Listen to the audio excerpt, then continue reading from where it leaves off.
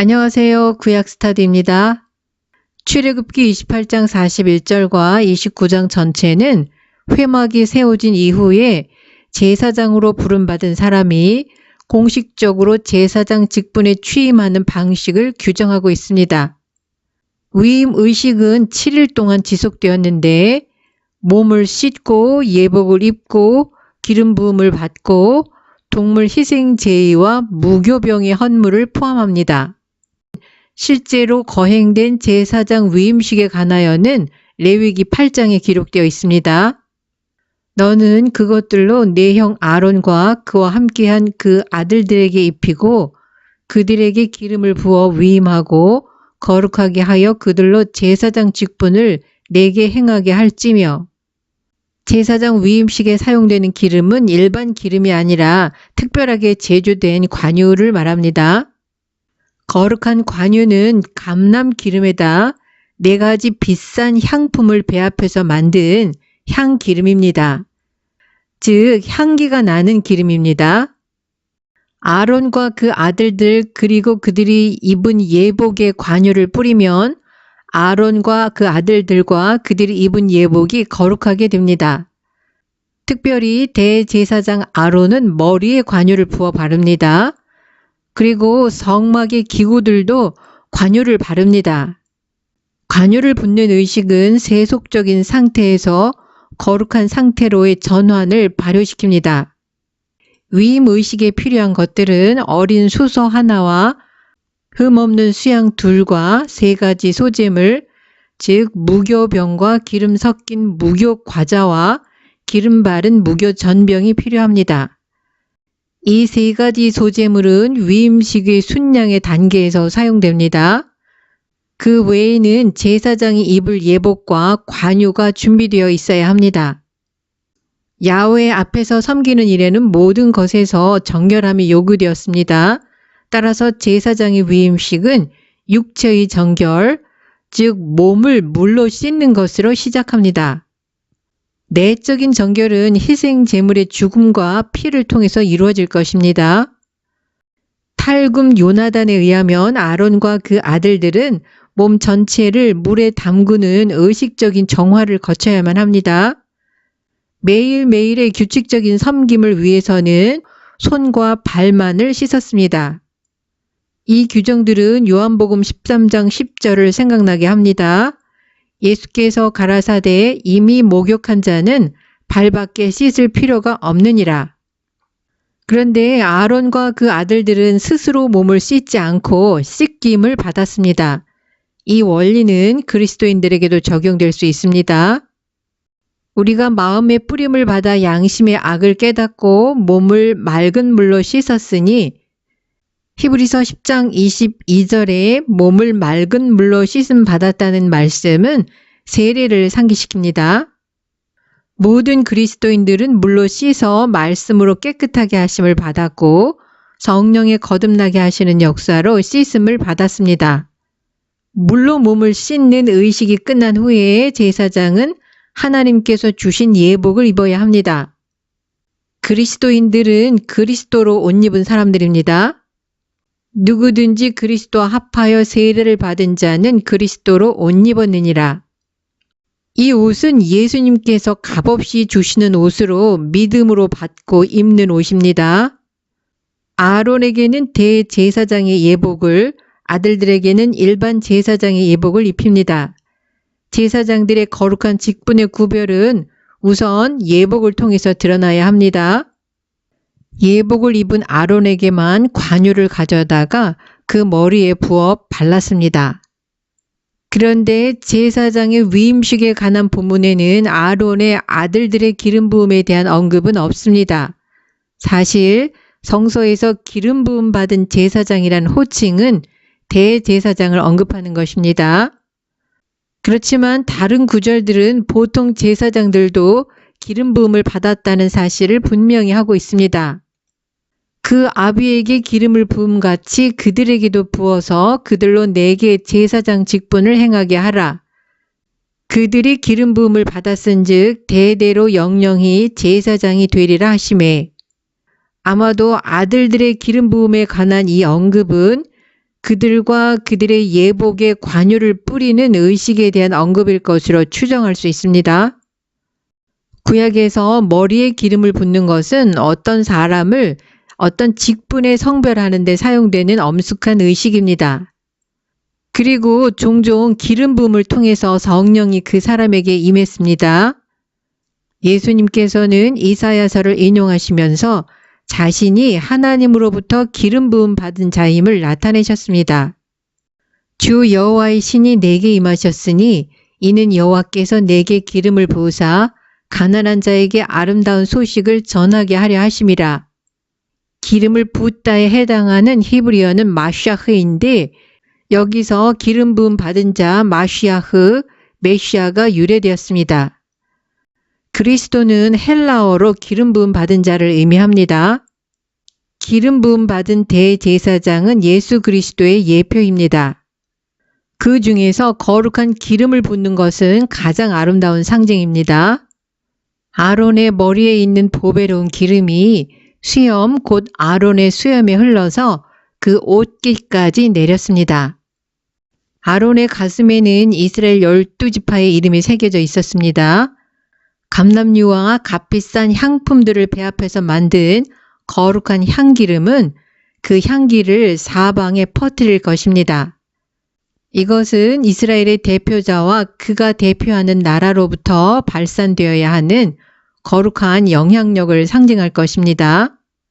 나아가 이것은 신약에서 성령의 기름 부음을 상징하는 것입니다. 하나님은 예수 그리스도에게 성령을 한량없이 부어주셨습니다. 구약에서 대제사장에게 부은 거룩한 향기름이 몸에 스며들고 밖으로 발산되는 것처럼 하나님의 영이 예수님에게 한량없이 부어져서 예수님의 인격과 삶을 통하여 하나님의 향기가 발산되었습니다. 예수님에게 부어졌던 하나님의 영, 즉 성령이 오순절 성령 강림 이후에 수많은 신약의 성도들에게 부어지고 있습니다. 아론과 그 아들들이 제사장의 직분을 수행하기 전에 거룩한 관유로 부음받은 것처럼 신약의 모든 그리스도인들도 성령으로 기름 부음을 받아서 성령을 힘입어 제사장 직분을 감당해야 하는 제사장이기 때문입니다. 10절 이후부터는 동물 희생 제의에 관련된 지시입니다. 너는 수송아지를 회막 앞으로 끌어오고 아론과 그 아들들은 그 송아지 머리에 안수할지며 1절에 언급된 3마리의 동물들을 도살하기 전에 제사장들이 동물의 머리에 안수해야 합니다.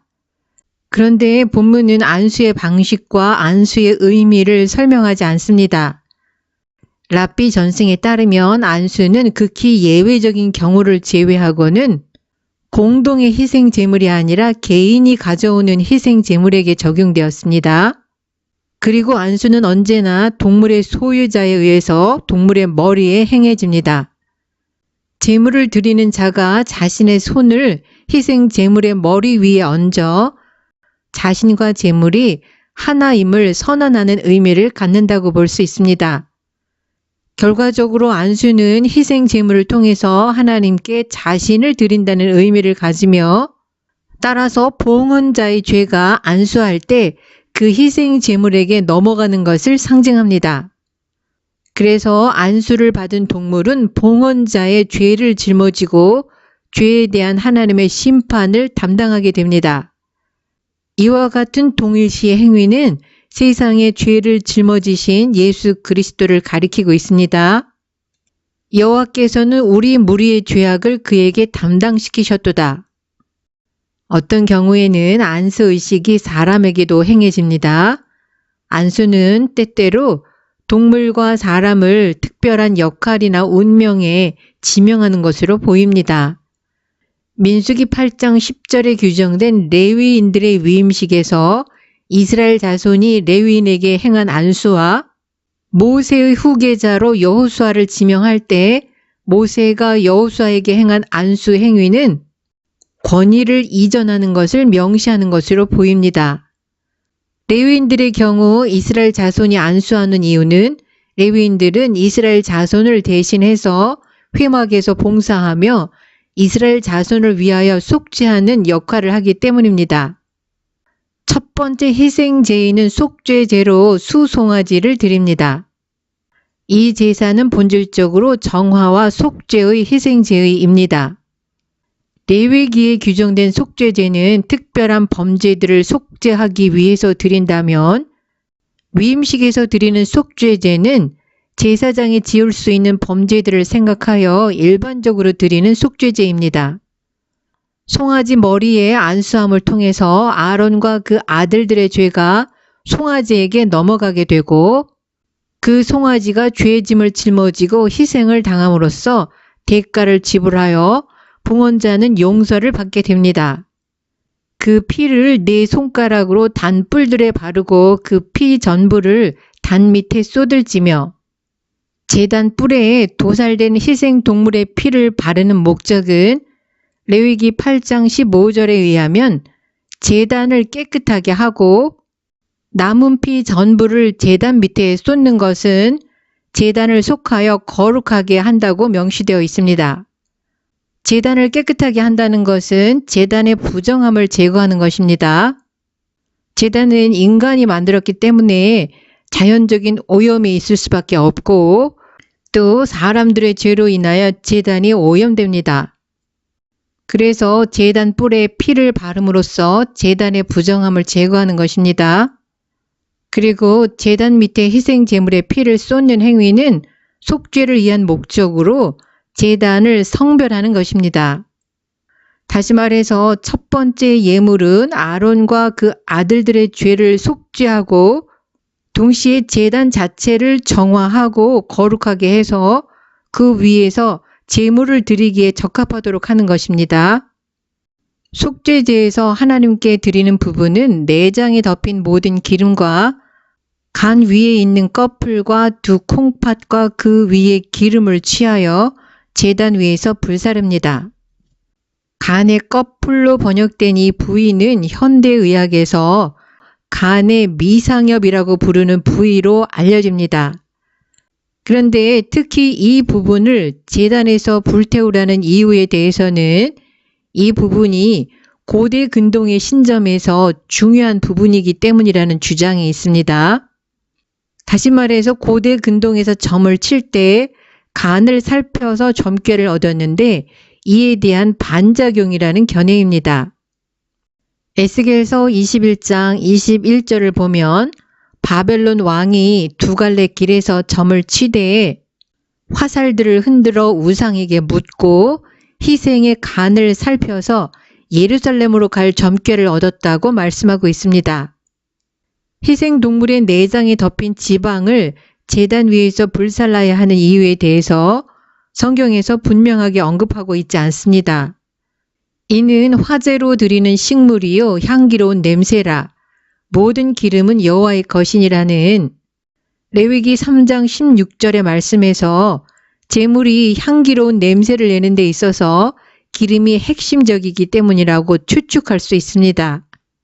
나아가 고대 이스라엘에서는 기름이 에너지와 축복의 상징이었습니다. 그리고 하나님이 기름을 원하신다는 것은 아벨이 양의 첫 새끼와 그 기름을 드렸더니 야훼께서 아벨과 그 제물을 연락하셨다는 창세기 4장 4절에도 반영되어 있습니다. 하나님께 속한 것을 제외하고 속죄 제물의 고기와 가죽과 똥은 진 밖에서 불살라야 합니다. 두 번째 희생 제의는 순양으로 드리는 번제입니다. 레위기 1장에 의하면 번제는 희생 제물의 가죽을 제외하고 희생 제물 전체를 제단 위에서 불로 태워드리는 제사를 말합니다. 그렇지만 제물의 피는 제단 주위에 뿌립니다. 그가 번제물의 머리에 안수할지니 그리하면 연락되어 그를 위하여 속죄가 될 것이라. 레위기 1장 4절은 번제의 목적을 속죄라고 언급하고 있습니다. 여기서의 속죄의 의미는 홍수 후에 노아가 드린 번제의 향기가 야훼 하나님의 태도를 바꾸게 한 것처럼 인간의 본성의 죄악과 관련된 것으로 볼 수 있습니다. 번제가 죄를 제거하거나 악한 본성을 바꾸지는 못하지만 죄인인 사람이 하나님과의 교제를 가능하게 합니다. 또한 죄에 대한 하나님의 진노를 진정시킵니다. 다윗의 인구조사 때문에 하나님이 진노하셔서 백성들에게 전염병이 임했을 때 다윗이 아라우나의 타작마당에서 야훼께 제단을 쌓고 번제와 화목제를 드렸더니 이스라엘에게 내리는 재앙이 그쳤습니다. 또한 번제는 순종의 행위나 감사 행위로 드려질 수 있습니다. 따라서 번제의 순양은 제사장의 전 생애를 하나님께 바치는 완전한 헌신을 상징합니다. 희생 제물의 머리에 안수함으로써 그 제물과 동일시되어서 자기 자신을 하나님께 내어드리는 것을 뜻합니다. 그 수양의 전부를 단위에 불사르라. 이는 여호와께 드리는 번제요. 이는 향기로운 냄새니 여호와께 드리는 화제니라. 향기로운 냄새라는 표현은 제의적인 본문에서 희생 제물에 대한 하나님의 연락하심을 암시하는 전문적인 용어입니다. 번제를 의미하는 히브리어 올라는 문자적인 의미는 올라가다로 해석될 수 있습니다. 번제물을 태울 때 연기가 위로 올라가서 향기로운 냄새가 되어 여호와께 드리는 화제입니다. 위임식의 순양은 다음 영상에서 다루겠습니다. 시청해 주셔서 감사합니다.